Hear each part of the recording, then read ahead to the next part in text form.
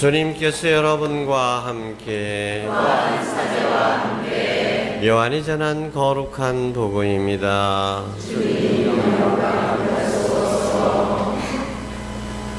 그때 예수님께서 니고데모에게 말씀하셨다.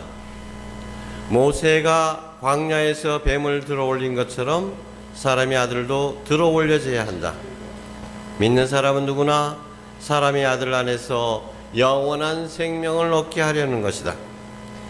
하나님께서는 세상을 너무나 사랑하신 나머지 외아들을 내주시어 그를 믿는 사람은 누구나 멸망하지 않고 영원한 생명을 얻게 하셨다. 하나님께서 아들을 세상에 보내신 것은 세상을 심판하시려는 것이 아니라 세상이 아들을 통하여 구원을 받게 하려는 것이다. 아들을 믿는 사람은 심판받지 않는다. 그러나 믿지 않는 자는 이미 심판을 받았다. 하나님의 외아들의 이름을 믿지 않았기 때문이다. 그 심판은 이러하다. 빛이 이 세상에 왔지만 사람들은 빛보다 어둠을 더 사랑하였다. 그들이 하는 일이 악하였기 때문이다. 악을 저지르는 자는 누구나 빛을 미워하고 빛으로 나아가지 않는다. 자기가 한 일이 드러나지 않게 하려는 것이다. 그러나 진리를 실천하는 이는 빛으로 나아간다. 자기가 한 일이 하나님 안에서 이루어졌음을 드러내려는 것이다.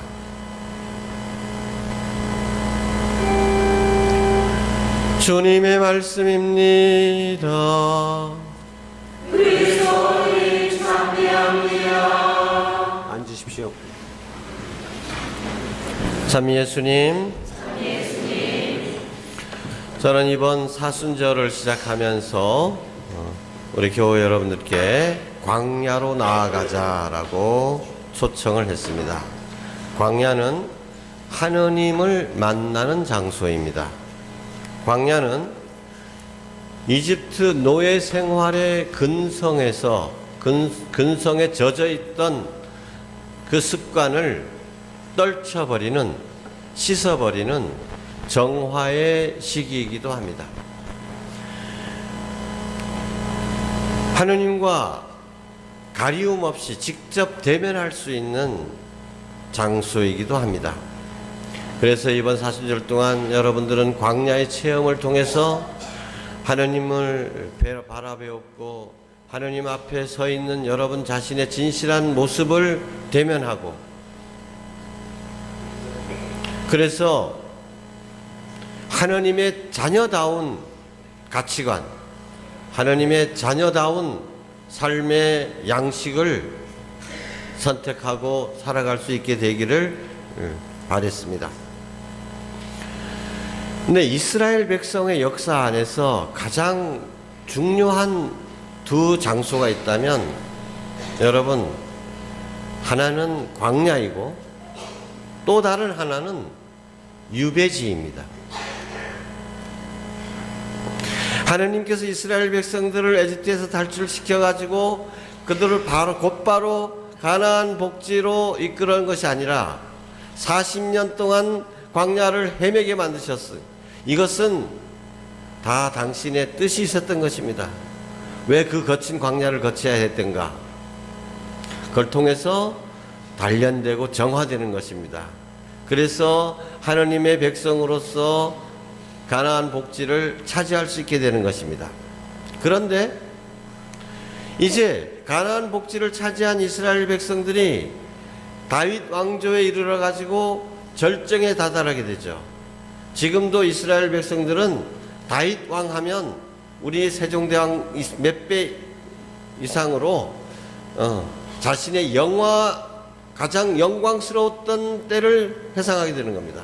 그 국경은 이집트 밑에 시나이 반도까지, 저기 메소포타미아 거기에 티그리스 강까지, 그때 영토가 가장 넓어졌고 가장 융성했던 시기이죠.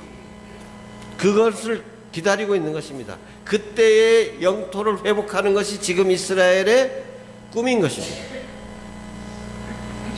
그런데 얼마 되지 않아 가지고 이스라엘은 멸망하게 됩니다. 북쪽은 아시리아라는 나라. 지금 여러분들 저기 IS라고 하는 이슬람 국가가 유적막 파괴한다 그러죠? 그것이 바로 북부 이스라엘 왕국을 멸망시켰던 아시리아라는 나라의 유물입니다. 근데 이 아시리아는 또 바빌론 왕국에 의해서 멸망을 당하게 됩니다. 바빌론. 오늘 제1독서를 잘 읽어보신 분은 거기에 칼데아 임금에 의해서 망했다고 그래요. 칼데아라는 나라이기도 같은 나라입니다. 바빌론이라고 보통 그 수도가 바빌론이었거든요. 그래서 바빌론이라는 이름으로 불리웁니다. 바빌론 제국. 이 바빌론 제국에 의해서 이스라엘은 완전히 멸망합니다.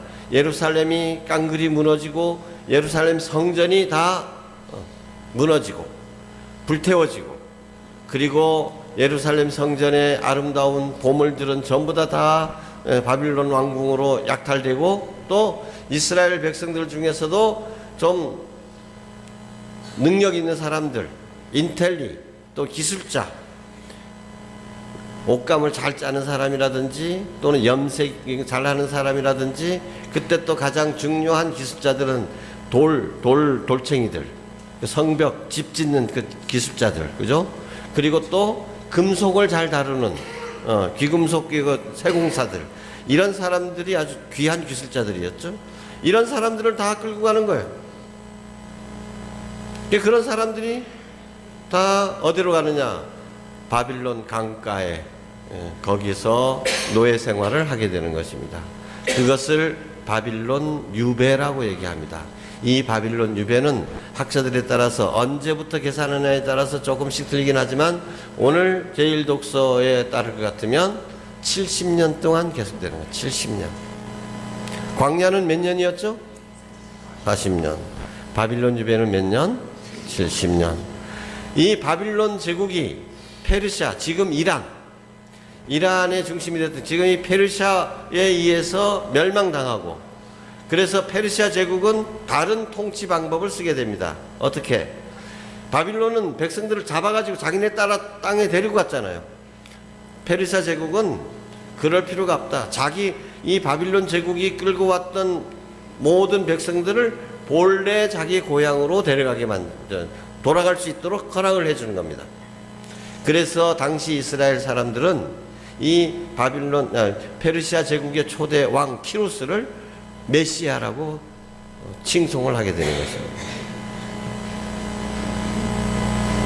네, 여러분, 오늘 생각해야 될 것은 바빌론 유배입니다.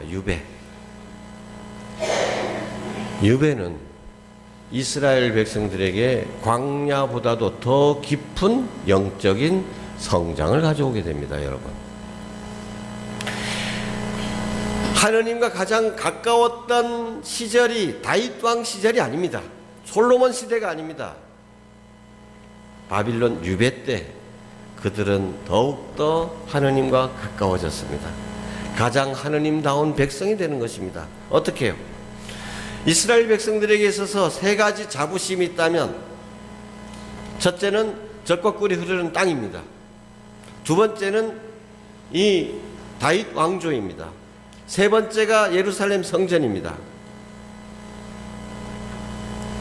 주변의 다른 나라들에 비해서 너무나 좋은 땅, 우리나라에 비하면 사실 너무나 어처구니 없는 땅이지만, 이웃에 비하면, 이웃 그 사막 황량한 그 나라에 비하면, 그 갈릴레아라든가 그 유다, 너무도 젖과 꿀이 흐르는 기름진 땅이었던 것이죠. 그것이 첫 번째 자부심이에요. 하느님께서 우리에게 이 땅을 주셨다라는 것. 두 번째, 다윗 왕조를 통해서 이 다윗 왕조가 영원하리라 하고 보장을 해주셨던 거죠. 그 나라는 끝이 없을 것이다. 세 번째가 성전입니다. 얼마나 화려하게 멋지게 지어졌는지. 그런데 바빌론 제국에 의해서 이 나라가 멸망하면서 바빌론으로 끌려가면서 이 이스라엘 백성들의 자부심은 여지없이 무너지고 만 것입니다. 자, 어떻게 됐어요? 가나안 복지에서 그 젖과 꿀이 흐르는 땅에서 쫓겨나가지고 남의 나라 땅에서 종살이 하게 됐죠. 다윗 왕조가 영원하리라 그랬는데 멸망당해 버렸죠. 임금은 두 눈이 뽑혀가지고 쇠사슬에 묶여가지고 끌려다니죠. 그 다음에 성전은 어떻게 됐습니까? 깡그리 불태워져 버렸습니다. 이제 그들에게는 남은 것이 아무것도 없었습니다. 그래서 그들은 이제 바빌론에 끌려가 가지고 강가에 자기네들끼리 모여 앉아서 옛날 시온은 바로 예루살렘에 있는 조그만한 언덕과 같은 산입니다. 시온산, 이름이 시온입니다. 시온. 그래서 예루살렘 성을 다른 말로 해서 시온성이라고 부릅니다. 시온성. 이 시온산에는 다윗의 궁전이 있었죠. 그래서 이 시온은 남산 위에 저 소나무 할 때의 남산처럼 대한민국, 남산하면 대한민국의 상징이 되죠. 이 시온성이 이스라엘 전체의 상징이 되는 겁니다. 시온. 그래서 시온으로 돌아가자라고 하는 것을 시오니즘이라고도 표현을 합니다. 그런데 이 강가에 모여 앉은 사람들, 오늘 화답송에서 그 노래를 불렀잖아요. 바로 그 장면이 나오는 겁니다.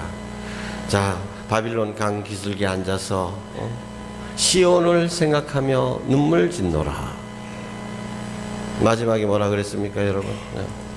예루살렘 내가 만일 너를 잊는다면 내 오른손이 굳어져 버려라. 내 혀가 입찬장에 붙어버려라. 얼마나 서글픈 노래입니까? 남의 나라 땅에 쫓겨와가지고 우리가 어떻게 흥겨운 노래를 부를 수 있겠느냐. 그러나 시온은 잊어버리지 않겠다. 예루살렘을 잊지 않겠다. 자, 그러면 이스라엘 백성들이 당했던 그 장면들이 오페라로 연주된 것이 있는데 오늘 한번 들어보도록 하겠습니다. 여러분, 이 오페라는 베르디라는 사람이 다음번 맨 마지막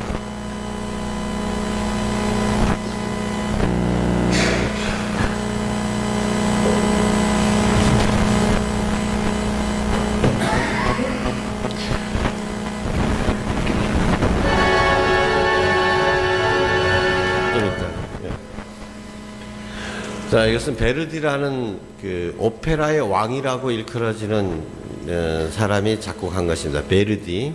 이 작품의 이름은 나부코입니다. 나부코.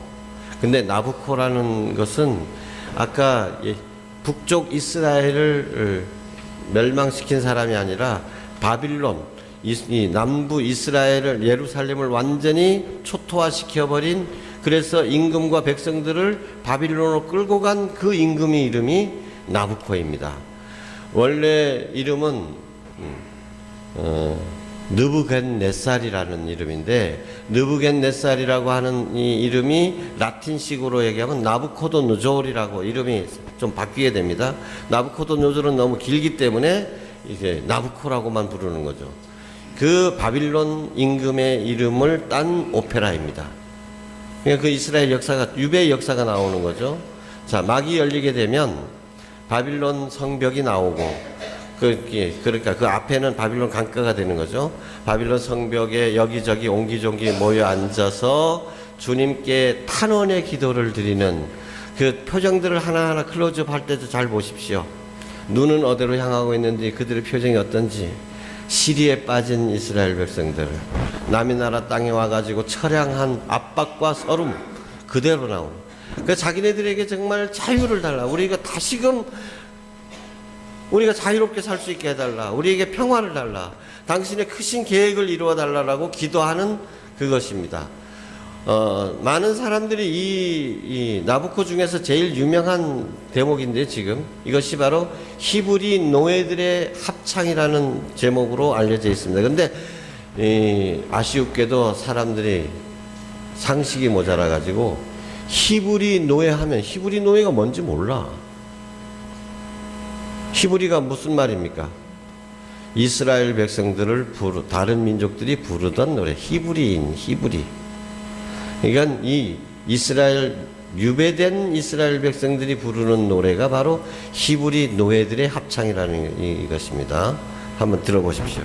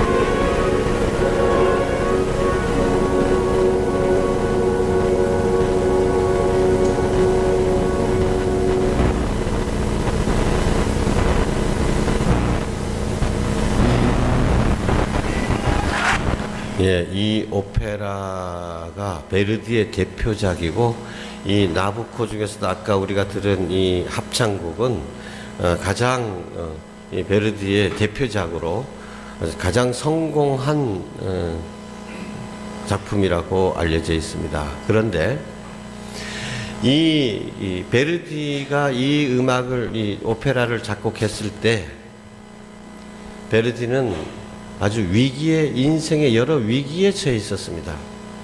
첫 작품을 썼는데 별로 반응이 신청치 않아 가지고 앞으로 자기의 모든 경력, 미래의 모든 비전이 다 사라져 버린 상태였고, 또 게다가 자기 사랑하는 와이프도 폐렴에 걸려서 아들과 함께 죽고 말았습니다.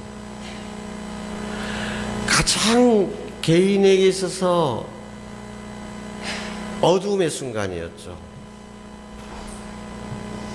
그런데 그는 이 대본, 이 나부코라고 하는 대본, 이스라엘 백성들의 바빌론 유배에 관한 이 대본을 읽고 난 다음에 자신이 바로 이스라엘 그 백성과 함께 바빌론에 유배되어 있는 상황이로구나. 그런데 그 백성들이 어떻게 했습니까? 그런 가운데서도 하느님에 대한 희망을 잃지 않았다. 거기서 자기가 용기를 내가지고 그래서 이런 아름다운 음악을 만들게 된 것이죠. 여러분, 바빌론 유배하면 이스라엘 백성의 가장 고통스러운 기억입니다.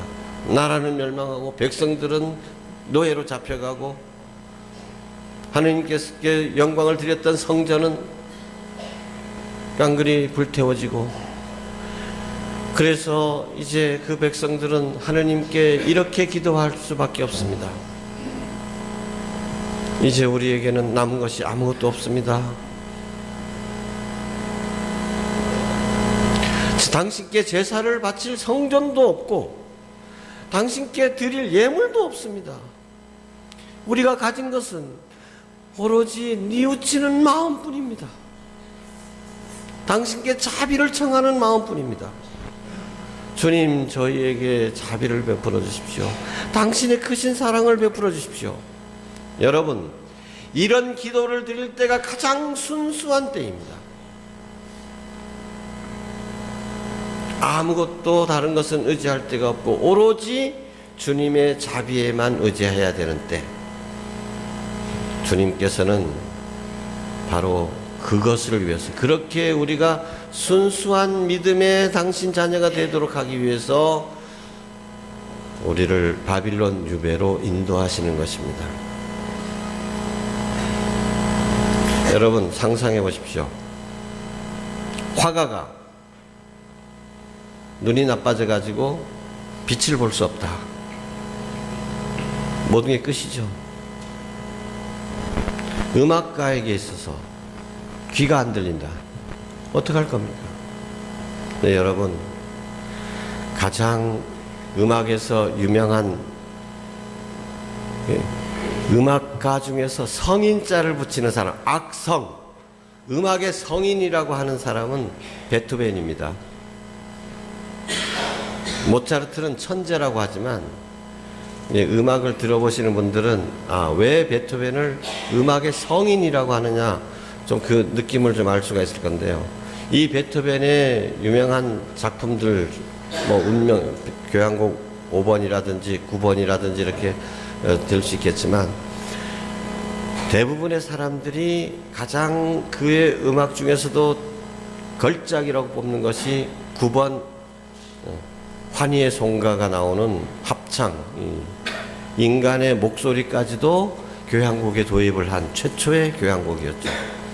이 합창이라고 하는 교향곡을 듭니다. 그런데 이때는 베토벤이 귀가 거의 들리지 않을 무렵이었다. 근데 많은 사람들이 얘기하기를 바로 그러한 위기, 이것이 그러한 걸작을 낳을 수 있었다라고 얘기를 하는 것입니다. 여러분 가운데에서 지금 광야를 헤매고 있는 분도 계실 것이고, 어쩌면은 다윗의 전성기를 누리고 있는 분들도 계실 겁니다. 어쩌면은 바빌론 유배의 처절한 비극을 겪고 있는지도 모르겠습니다. 그러나 여러분 인생 가운데서 아직도 바빌론 유배에 대한 체험이 없다면 언젠가는 그런 체험이 오리라는 것을 준비하고 계십시오. 그것은 하느님께서 여러분을 벌 주시려는 것이 아니라, 심판하시려는 것이 아니라, 여러분을 더욱더 순수한 믿음으로 이끄시기 위함인 것입니다. 그런 상태에 있을 때 하느님께서 왜 나를 이렇게 하셨는가? 그러지 마십시오. 왜 남의 나라 땅에 와서 이렇게 노예가 돼야 되나? 비참한 내 신세야 하고 한탄하지만 마십시오. 눈을 하느님께로 드십시오. 바로 그때가 하느님께 나의 온 마음을 드릴 때입니다. 하느님만 바라볼 때입니다. 그때가 하느님과 나가 제일 가까워질 때이고, 그때가 진정으로 세상이 주지 못하는 영원한 은총이 우리에게 다가오는 때입니다. 아멘.